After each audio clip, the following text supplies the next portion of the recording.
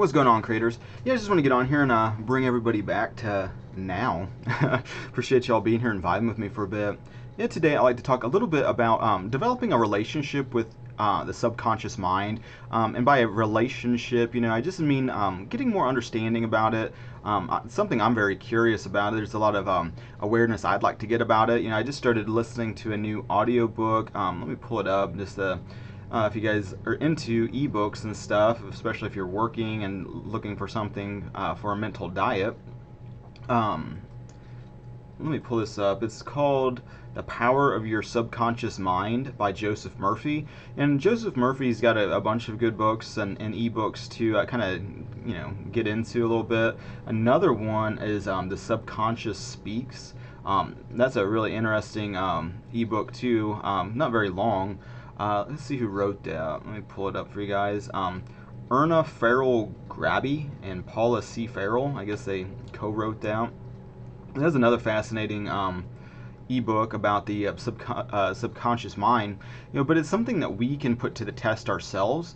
And I believe like the subconscious mind, is like kind of a label for like a divine attribute. To really stop and think about it, because when you really look at everything that the subconscious supposedly does, and that means regulating your heartbeat right now, your breathing, your digestion, your body temperature, all of these things that just are keeping you thriving in your own body. The subconscious is effortlessly doing that in the background while you're consciously aware of probably the screen right now, my words, I guess, on some level.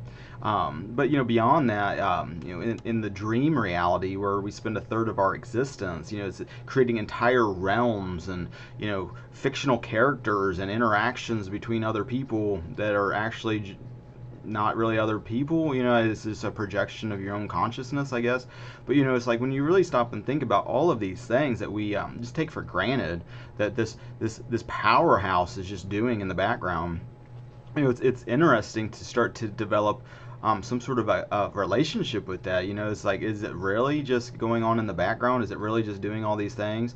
Is that really just a label that we slap on as some brain function, or is there something bigger and more more to dive into? And that's kind of what I'm into, is getting to, I don't want to say getting to the bottom of it, but like actively impressing the subconscious. And like once you like kind of get exposed to some of this material, those two ebooks may be a good starting spot. But the more you kind of dive into that, the more then you can start putting it to the test and start to impress your subconscious mind and see how these things start to be brought to your awareness, brought to your attention. It's like if you give power to the subconscious to do something, like help you find something that's gone missing, and then through a bridge of incidents, your awareness is brought directly to this thing.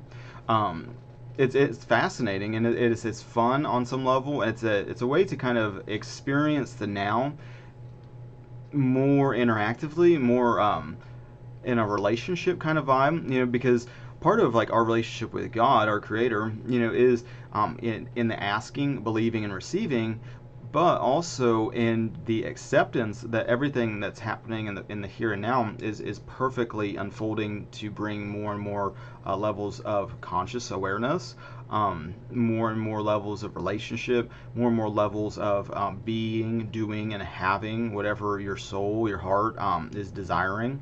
Because in those desires, you're ultimately expressing what you're not. You're saying, in the here and now, I'm not this. It's like almost hunger. It's like when you're hungry, your body is unconsciously saying, it's like, I need food. I'm starving. I'm without this. And a lot of times our desires are doing the exact same thing. And as we are able to more and more so, kind of, what's the word I want to say? Just put it on like you've already achieved these things. It's like money's a good example, because a lot of people have been brought up with a scarcity mindset, and that scarcity can run both ways. It's like one way is like physically having like zero wealth or cash or any of this type of shit, The other is having a lot, but then just fearing loss all the time. And so like you hear that like with lottery winners that just all of a sudden it's like boom, they got shitload of financial abundance, but then instead of like freaking out that, oh, I don't have enough, I don't have this, it's limited, there's only so many ways I can, figure out how to make a dollar. Instead of having that, it's like, oh, I don't want to lose this. I gotta, what if the bank shuts down, and what if I get all these creditors that are trying to collect, and what if I get family members that are just coming out of the woodwork of begging for cash and everything, and what if I run out? What if I'm not wise enough to care for these things? But when you're actively stewarding, though, in stewarding the state of being abundant and prosperous, which you are in Christ, because all of these symbols are reflecting that state of consciousness. And so the more that you work on that relationship with your subconscious mind, a lot of times the programming that the conscious mind has embedded in that will bubble to the surface of your consciousness as you put on a new state. So it's like if you put on like abundance, for example, you might get, well, only evil people have money, or you got to be a part of the Illuminati to make money, or you got to be part of a secret group to make money, or that's for the asleep people that aren't aware that money is fake and it's fiat and all this whatever is going on within you that's rejecting and pushing away abundance. If you've put on a different, you put on kind of the belief I carry is that God provides the money. It's like, it's not that big of a, there's been a lot of letting go of a lot of these things to get to that point, though, where, is when you realize that God is within you, and that you're connected with your Creator like that. It's not some external thing. It's not like, out in space somewhere. But once you realize that God's abundance is within you, and that will start to reflect as you believe that, and that God provides the customers, the money, and it's based on what you give out, what you give, you receive. It's like, what's evil about that? It's like, as I give money to others, it's like I just get more back because I'm giving to myself, and so it's like the way you're looking at acquiring more, and with that kind of abundance mindset, there isn't the fear of loss, because you realize as you give, you get. So it's like it's like even in doing these, part of like, you could look at that as like maybe being quote unquote selfish, but it's like selfish to the bigger self, I guess. But like, in teaching, you learn. So it's like part of like my motivation to kind of do these streams, and not only to create a better vibe, for culture, for people, that are drawn to listen, but also as you give, you get. So it's like the more you want to understand, the more you share. So it's like, it just makes sense after a while to continue just to do it, and so it's like, okay, well, knowing that, then a lot of these limiting beliefs and assumptions which have been pushing a lot of this shit away are the actual problem. And I see a lot, in just in the truth community, it's just this hopeless mindset. These, oh, the theys, it's like, did you see what the government's doing? Did you see what the theys doing? Did you see what the World Economic Forum's do? It's like, you're playing in their sandbox and then pointing at them like they have power over you. It's like, you don't need to put your attention on these narratives and these stories that mean nothing. It's all meaningless. It's all a dream. It's like let's focus in on the dream. It's like, did you see what the dream just did? It's like, did you realize that you don't need to be affected by that? It's like you are in control of your own life when you take responsibility for it, and take responsibility for your beliefs, your assumptions, your all of these things are going on within you. It's like, is one thing if some external person comes to you with like a gun and points it at your head and does these things. It's another when you're staring at things through a screen, connecting dots. It's like, well, Bill Gates said this over here, and then you can see his family was eugenicists over here, and they did this over here, and it's like, who fucking cares? It's like, don't buy his shit then. It's like, leave him alone. It's like, he has no control over you, except when you give him the control. People have no power unless you give up your God-given authority and sovereignty to become their slave, which unfortunately, is a lot of the unconscious people that choose to, instead of, standing on their own sovereignty, but always obeying this external master. Yeah, a lot of times you can get swayed in these consciousnesses and these pendulums, and next thing you know, you're dealing with shit that doesn't feel right, but you're doing it because you just feel like you're trapped in it.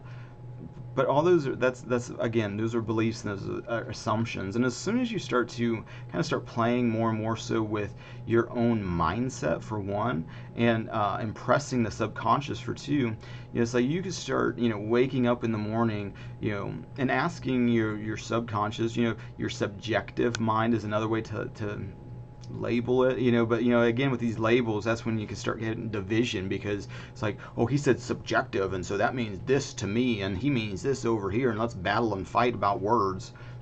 It's like, whatever word makes sense to you based on your spiritual development, that's what matters. It's like, don't get hung up on language that's fucking subjective. It's like, that's part of the trick of the realm, is like, well, we'll just change the definition on you, and now since we're in power, this is what it means. So it's like, what you thought it meant 10 years ago is not what it means now. You're racist.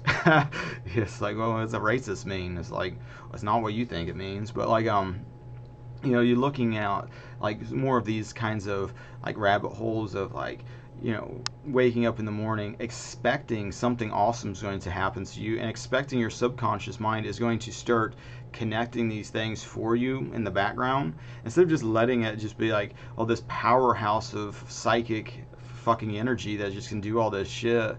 It's like, oh, instead of just letting it just sit in the corner doing just the bare minimum, let's have an awesome day. So I expect the subconscious to connect with divine intelligence on some level, to then start to reflect this into not only my perception, but actually my day-to-day experience, to experience an awesome fucking day. That's totally unique, totally awesome, that's filled with lots of joy and peace and abundance and prosperity and good vibes and all this kind of stuff. And then just have this kind of trust that your awareness will be brought to exactly what needs to be brought to, because you can even have it on a basic level when you first start testing this, which I encourage you to test it, because it's the only way you'll really know that it's real, to actually have knowledge like that, versus the repeating parrots of the world that just like to, oh, well, I seen this in a book, and so this is what it is. It's like, well, did you experience that? No, but this is what the TV says, so why would they lie, right? But like, you get to a point with that kind of shit, with just, I don't want to just repeat stories and narratives.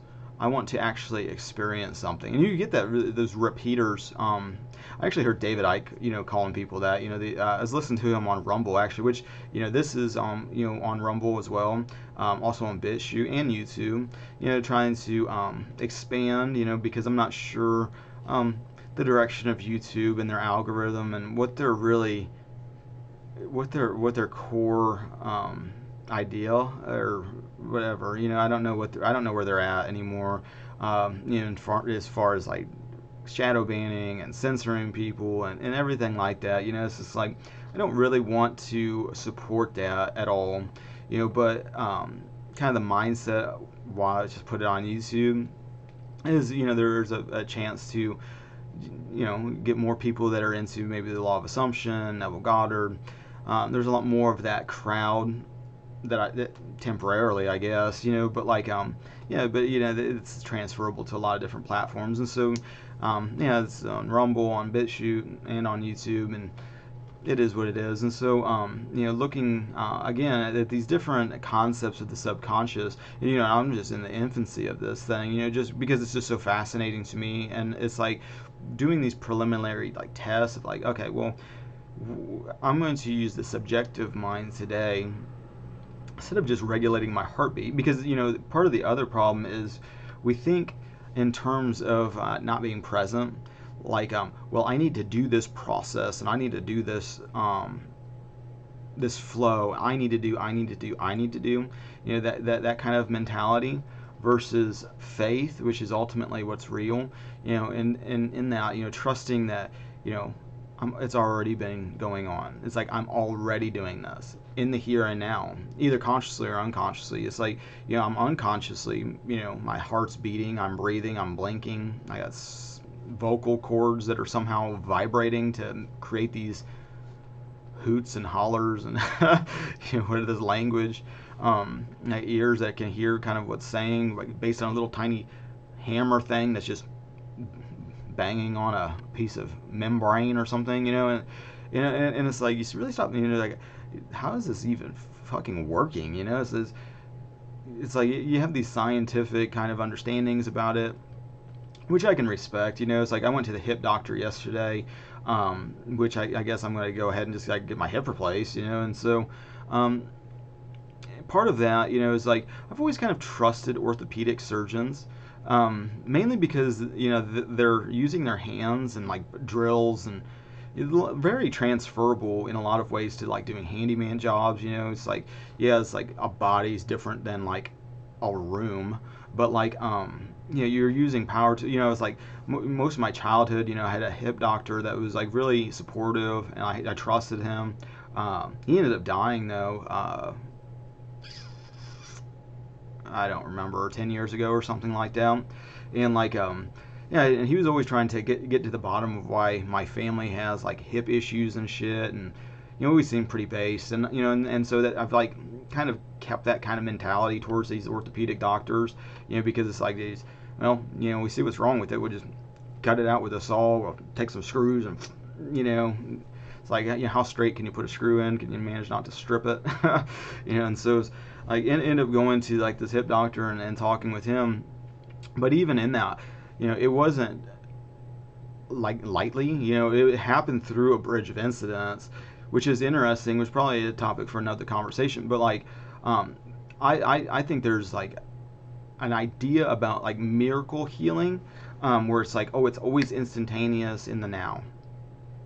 Okay, yeah, I'm sure that's possible, and hopefully as awareness develops and faith strengthens to that point, yeah, boom, boom, boom, more and more of that, but like with these glasses, for example, I was dealing, when I was like really broke, I had like all of my like resources went to taking care of my family, and it was like my needs were like last on the list, and so like I was like wearing glasses that were like my mom's that were just like not the right prescription at all, but better than just being blind. But it's like one eye was like really off, and it was I wore them for like a long time, and then I kept having this like idea of like, oh, I'll take them off, and like my eyesight will just be cured like miraculously. And what ended up happening is through a bridge of incidents, I ended up doing a job in a bigger city that was right next to this eyeglass place, because I thought that getting glasses would be like $500 or something. I thought it would be like really expensive. And so I was like outside like mowing these properties and whatnot. Just happened to be across from like an eyeglass place. It was like two glasses for like $79 or something, and it was like, oh, I can afford that. I mean, that's not crazy expensive, and it was like through that just a lot of times it happens so effortlessly and normal and natural, it's easy to overlook it, and so it's like whenever you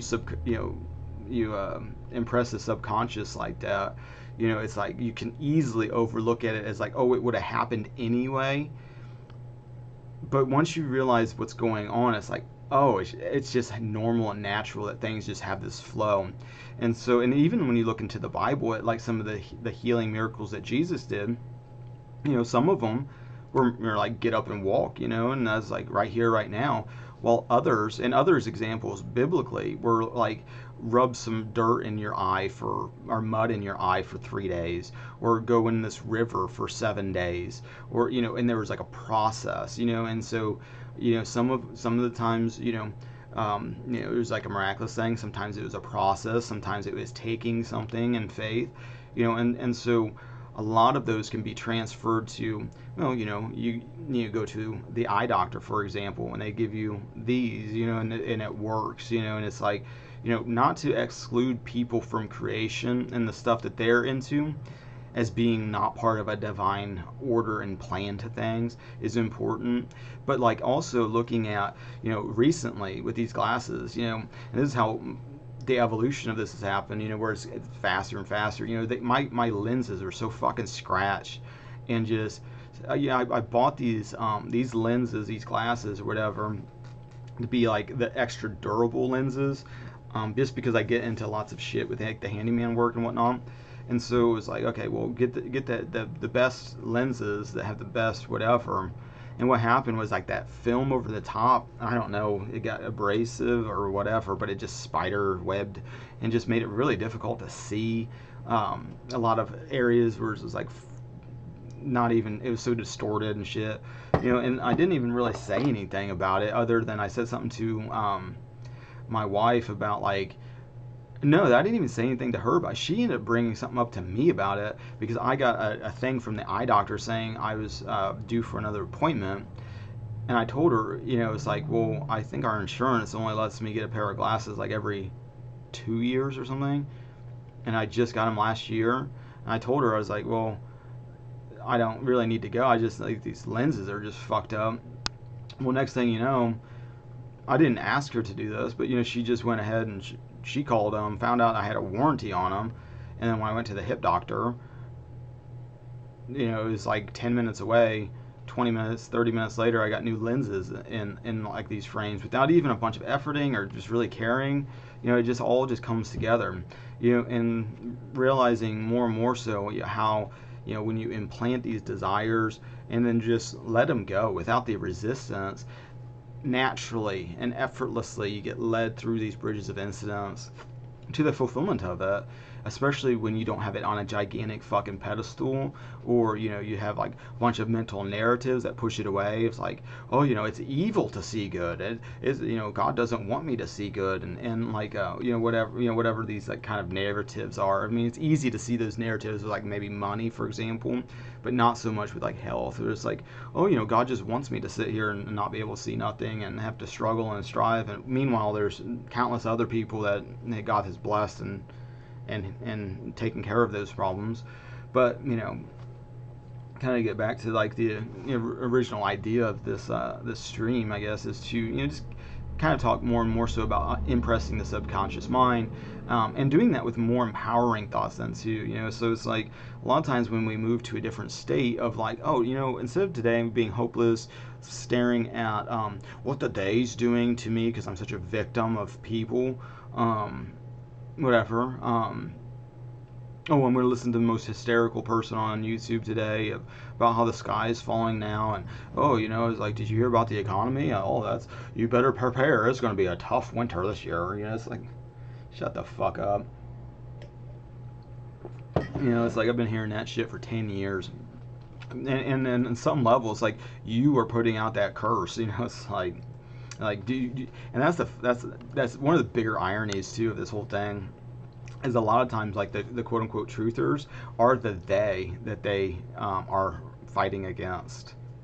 They do more to push this agenda, and they do more to push and promote fear and hysteria. I mean, we might as well be working for them. It's like you've given them godlike attributes. They can control everything. They control the weather. They control the internet. They control your body with nanoparticulates and this, and you're just a victim to these fucking godlike beings that just sit on a throne and just toot. It's like, listen to what you're saying. It's like you're putting so much attention and energy towards Satan and like this day. If you would just do that same level of attention towards God and heavenly things, that shit will just melt away.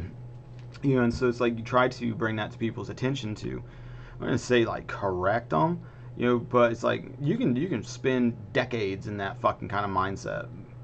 I did. I spent at least 10 years in that mindset, and what I get out of it other than just drama, hopelessness, despair, victim mentality, there was really no benefit, other than seeing how everything I believed to be true is wrong, in an illusion, so there was that. But it's easy enough just to do that just with like the Big Bang. It's like you have this materialistic point of view. These materialists think everything is rational and like everything is like physical, and yeah, that through enough like of knowledge and information and like science, you get to the bottom of it, to be able to do whatever. And not to say that there isn't advances in shit, and not to discredit like some people that are into that, but the fundamental base of that theory is that something came from nothing and exploded. Something that everything in physical reality was, because they can measure how it's expanding, supposedly, which consciousness is always expanding and growing. So it's not to say that they aren't witnessing something that's there, but it's just more about, is there a different meaning behind this other than explosion? Is there a different way to look at it? And the way I look at it, is it's all God's consciousness expanding, and growing, in different aspects, of the one, but to look at like, okay, you see it growing and expanding, well then you just do the math backwards, and you can see, how it's like, okay, well you measure it's expanding at this rate, well you dial it backwards, and everything was just the size of a fucking molecule or whatever. But it's like, where did that come from?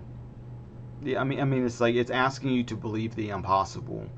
Yeah, it's asking you to believe something that just doesn't hold up. Doesn't make sense. And I think a lot of that is fading away. As more and more people realize that we're in a simulation, or that kind of. If you look at like Tom Campbell's big toe theory, for example, which is a unified field theory, if you're not trying to unify these theories, it's just nonsense. So it's like Tom Campbell's unified field theory of like the big toe theory, basically is able to explain a lot of these weird anomalies scientifically. He's pretty well versed in physics and all that. I think he was a NASA physicist or something, for people that look at that as a pedestal. But like yeah, but it's something you can try for yourself, too, by just asking, believing, and receiving, and like testing these metaphysical principles taught by Jesus in your own life. It doesn't have to be complex and convoluted, and all these kind of like autistic math formulas that are just like gibberish. That, oh, you see this chalkboard's filled with all this fucking, this is all freaking algebra and trigonometry and calculus, and look at these symbols, and this is a gamma, and it's like craziness. But like once you really kind of get a grasp on, like, okay, well maybe that's not as real as I thought it was, and like but to them it is real because it's all based on your faith, so that's part of the irony. That's how you get like the left in the United States. And if you look at the political theater that goes on, it's you have people on the left that just see reality a certain way. People on the right see it totally, they see another reality, and their two are just like fighting. But it's like you're fighting against the same shit, but you don't realize it. It's comical, on some level, that people can be in this fog and not be able to step out of it and see where it's like, see what you're, see this over here. It's like trying to, I don't know how to describe it really, but it's something that's obvious. And like the more aware you become of it, the more obvious it becomes that for people, it's ultimately about their faith and what they believe and their assumptions. We're all reaping that. Every thought, every belief, every assumption we experience. But it sounds like someone's here, so I think I'm gonna let you guys go. So thanks to everybody for liking, sharing, subscribing, all the social networking stuff. Appreciate you guys' spiritual support and your physical support. Thank you for that. And until the next now, God bless.